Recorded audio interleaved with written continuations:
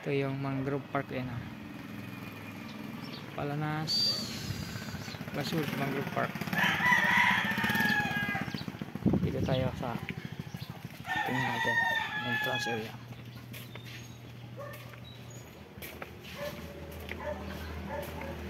Ito yung entrance area nila, Mangrove Park, kagaya ng Masbate City.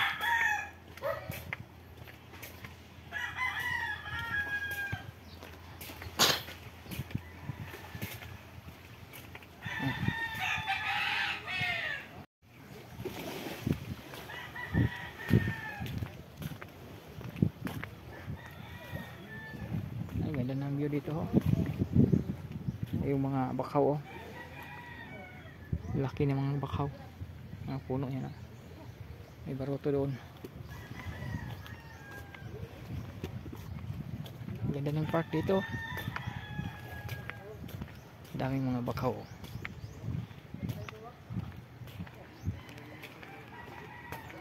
Kinokulture nila yung dito, yung mga bakaw na mangrove forest. Ayan, mayroong pwede mo pa picture dyan, mayroong left at saka right na portion. Dito tayo sa kabila, sa right portion. Yan, may mga bakaw na meron. Mainit kasi pag ganitong oras mainit maganda pag hapon o aga. Dami mga maganda ang view dito pag hapon, hindi masyado mainit. Mga picture yan, mayroon din silang CR. Ayan, may CR, male female.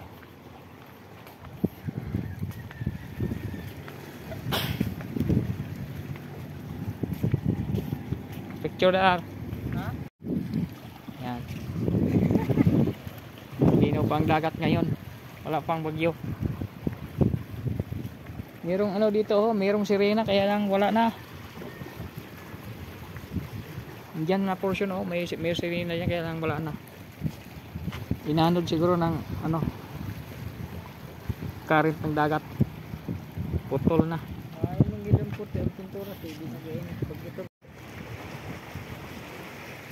Ito yung Mangrove Park ng Palanas, Masbate. Balik tayo doon. Punta tayo sa kabilang portion.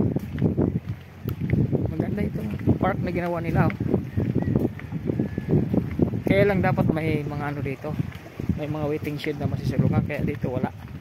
Hindi nila ginawa ng waiting shed na pwede masilungan kung meron ulan. Plain lang siya.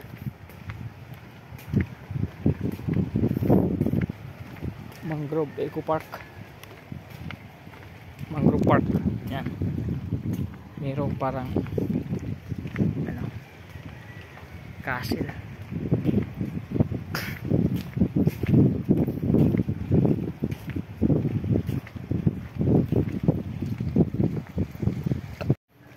Ito tayo.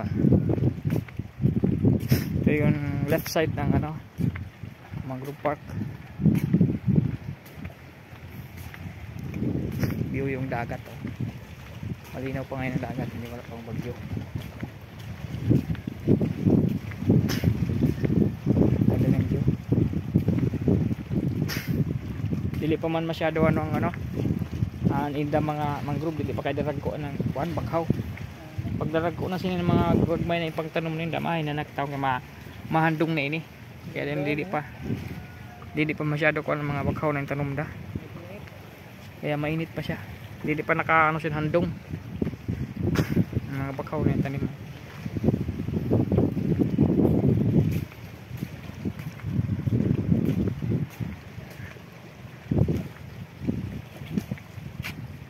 Mainit.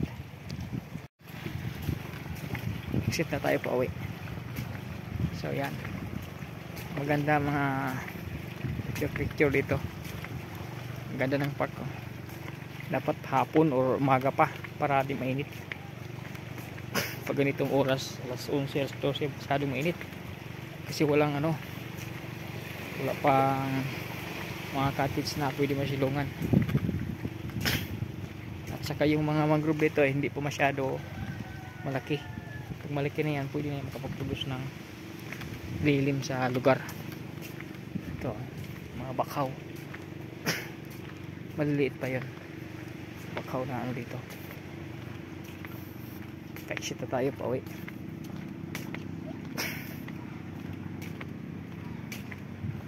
May mga tinanim sila ng mga bakaw sa baba. Ayan o, mga maliliit pa bakaw na dinevelop yan.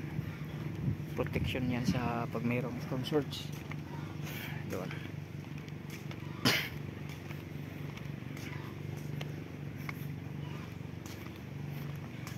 Sa kabila pero may pa mga bakaw na. Tanong na daw mga bakaw pag high tide nalublob siya, pag low tide amo naman siya nalutaw.